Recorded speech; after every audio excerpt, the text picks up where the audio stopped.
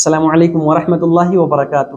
الحمدللہ والصلاۃ والسلام علی رسول اللہ، اما بعد۔ میرے پیارے ساتھیوں، جب رسول صلی اللہ علیہ وسلم کی عمر 40 سال ہو گئی، اس وقت آپ صلی اللہ علیہ وسلم تنہائی پسند کرنے لگے، ایکانت میں رہ کے اللہ کی عبادت، اپاسنا، آرادھنا اور بھکتی اور پوجا پاٹ کرنا جو ہے آپ پسند کرنے لگے۔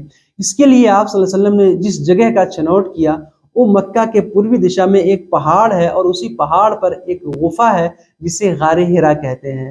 اسی گفا میں آپ صلی اللہ علیہ وسلم اسی گفا کو آپ نے اختیار کیا اور اپنے ساتھ کھانا وغیرہ لے کر کے جاتے تھے، اور وہیں پر ایکانت میں اللہ کی عبادت کرنے لگتے تھے، یہاں تک کہ وہ سمے آ گیا، وہ مبارک دن آ گیا جس کے ادیش اور جس کے لیے آپ صلی اللہ علیہ وسلم کی پیدائش ہوئی تھی، جس ادیش سے آپ صلی اللہ علیہ وسلم کا جنم ہوا تھا۔ رمضان مہینے کی 21ویں تاریخ تھی، سوموار کا دن تھا کہ جبریل علیہ السلام اسی غار میں، اسی گفا میں پرکٹ ہو گئے، آ گئے آکاشیہ واڑی اللہ کی طرف سے وحی لے کر کے، اور رسول صلی اللہ علیہ وسلم کو سمبودھت کرتے ہوئے کہا اقرا، پڑھیے آپ۔ رسول صلی اللہ علیہ وسلم نے کہا کہ میں تو پڑھا لکھا نہیں ہوں۔ انہوں نے دوسری بار کہا پڑھیے، کہا میں پڑھنا لکھنا نہیں جانتا۔ تیسری بات انہوں نے آپ کے سینے کو دبایا اور کہا پڑھیے، اور پڑھ کے سنایا اقرا بسم ربک الذی خلق خلق الانسان من علق اقرا وربک الاکرم الذی علم بالقلم علم الانسان ما لم يعلم۔ یہ 5 آیتیں پڑھ کے سنائی سورہ اقرا کا، اور یہی سے وحی کی اسٹارٹ، وحی کی شروعات ہوئی ہے۔ اقرا بسم ربک الذی خلق، آپ اپنے رب کے نام سے پڑھیے، اپنے پالن کرتا کے نام سے پڑھیے، جس نے سرشٹی کی، جس نے پیدا کیا۔ خلق الانسان من علق، اس نے انسانوں کو خون کے لوتھڑے سے پیدا کیا۔ اقرا وربک الاکرم، اپنے رب کے نام سے پڑھیے، آپ کا رب بڑا دیاوان کرپاوان ہے۔ الذی علم بالقلم، اس نے قلم کے ذریعے سکھایا۔ علم الانسان ما لم يعلم، انسانوں کو ساری باتیں بتائی جس کو وہ نہیں جانتا تھا۔ اب جب رسول صلی اللہ علیہ وسلم کے ساتھ یہ معاملہ پیش آیا، آپ صلی اللہ علیہ وسلم بھیبھیت ہو گئے، ڈر گئے، اور وہاں پہ اب رکنے کی ساہس نہیں کر سکے۔ فوراً بھاگتے ہوئے اپنی بیوی حضرت خدیجہ رضی اللہ تعالیٰ عنہ کے پاس آئے اور کہا زملونی زملونی، مجھے چادر اڑاؤ، مجھے چادر اڑاؤ۔ حضرت خدیجہ نے چادر اڑا دیا اور کہا کیا معاملہ ہے، سانتونا دیا، تسلی دی، پوچھا کیا ہے۔ آپ صلی اللہ علیہ وسلم نے فرمایا مجھے اپنی جان کے اوپر خطرہ ہو رہا ہے، ایسا ایسا معاملہ پیش آیا، ساری باتیں بتائیں۔ رسول صلی اللہ علیہ وسلم نے سارا وورن سنا دیا۔ حضرت خدیجہ نے کہا کلا، ایسا ہرگز نہیں ہو سکتا، کتابی ایسا نہیں ہوگا۔ کیوں؟ کیونکہ اللہ تعالیٰ آپ کو کبھی بھی اپمانت نہیں کرے گا، آپ کو کبھی بھی ترسکرت نہیں کرے گا، آپ کو کبھی بھی رسوا نہیں کرے گا۔ کیوں؟ کیونکہ آپ تو غریبوں کی، مسکینوں کی، محتاجوں کی، چاہے ان کی مدد کرتے ہیں، آپ غریبوں کی مدد کرتے ہیں، آپ پریشان حالوں کی پریشانیوں کو دور کرتے ہیں، آپ تو مہمانوں کی عزت کرتے ہیں، ان کا آدر اور سمان کرتے ہیں، ان کا آدر اور ستکار کرتے ہیں، آپ تو محنت کرتے ہیں غریبوں مسکینوں کے لیے، اسہائے اور اسمرتھ لوگوں کے لیے، آپ تو رشتے کو جوڑتے ہیں۔ اللہ تعالیٰ آپ کے ساتھ ایسا ہرگز نہیں کرے گا۔ انہوں نے بہت سارا سانتونا دیا، بڑی لمبی بات ہے، میں سنکشپت میں مختصر میں بتا رہا ہوں۔ پھر اس کے چند دنوں کے بعد پھر آپ صلی اللہ علیہ وسلم اپنی عبادت کو نرنترتا دینے کے لیے، اس سلسلہ کو جاری کرنے کے لیے پھر آپ صلی اللہ علیہ وسلم غار حرا میں گئے، وہاں اللہ کی عبادت کی۔ پھر جب واپس لوٹ رہے تھے، گھاٹی میں پہنچے تھے، پھر وہی فرشتہ جبریل آ گیا، زمین و آسمان کے بیچ میں کھڑا۔ آپ صلی اللہ علیہ وسلم پھر ڈرے، اور پھر آ کر کے جو ہے گھر میں چادر اوڑھ لیا۔ پھر فرشتے نے یہ پڑھ کے سنایا جو دوسری بار وحی نازل ہوئی اللہ کی طرف سے، یا ایھا المدثر، یعنی اے چادر اوڑھنے والے، اے چادر اوڑھنے والے۔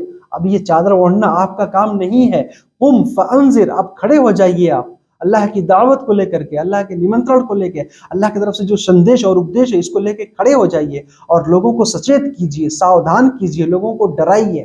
وَرَبَّكَ فَكَبِّرْ، اور اپنے رب کی مہمہ اور گریما کا بخان کیجیے، اپنے رب کی تکبیر بیان کیجیے۔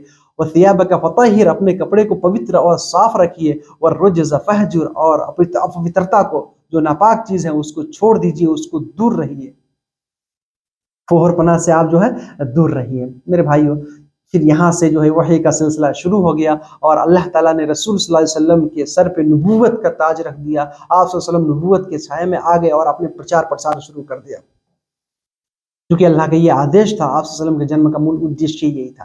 سب سے پہلے آپ صلی اللہ علیہ وسلم نے اپنی پیاری بیوی حضرت خدیجہ رضی اللہ تعالیٰ عنہ کو اس بارے میں بتایا، انہوں نے فوراً بغیر کسی سندے اور شنکا کے اسلام قبول کر لیا۔ پھر اس کے بعد آپ صلی اللہ علیہ وسلم اپنے پریہ متر ابو بکر اور اپنے بھائی علی کو بتایا، انہوں نے بھی فوراً اسلام قبول کر لیا۔ پھر حضرت خدیجہ کے ایک داس یا غلام تھے زید بن حارثہ، انہوں نے بھی فوراً اسلام قبول کر لیا۔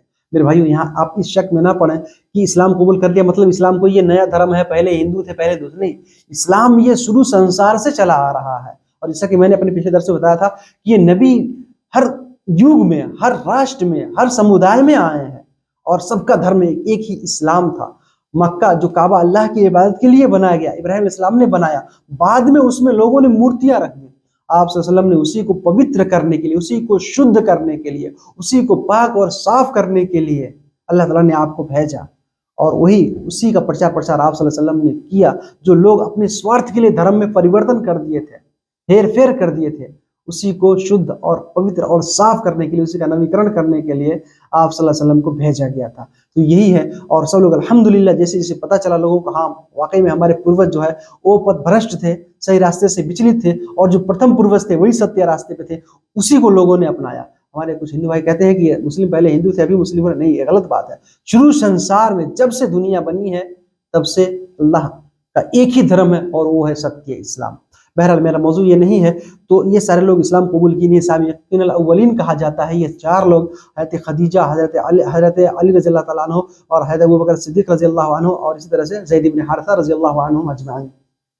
انہوں نے پہلے مرحلہ میں انہوں نے اسلام قبول کر لیا، اور بھی آہستہ آہستہ لوگ اسلام قبول کرنے لگے، اور یہ لوگ پھر چھپے گپت روپ سے چھپ چھپ کر کے اللہ کی عبادت کرتے تھے۔ کیوں؟ کیونکہ اس ٹائم میں جو اتیاچاری یہ بڑے بڑے کافر لوگ تھے، جو لوگ وہ بت جو اپنے ہاتھ سے بناتے تھے، جس کے اوپر مکھی بیٹھی وہ ہٹا نہیں سکتا، اس کو انہوں نے اپنا معبود، اپنا ایشور بنا لیا تھا، اس کی پوجا کرتے تھے۔ وہ لوگ ان کو یاتنا دینے لگے، سجائے دینے لگے کہ آپ لوگ کیوں اس طرح سے کر رہے ہیں، دھرم کو پریورتن کر رہے ہیں۔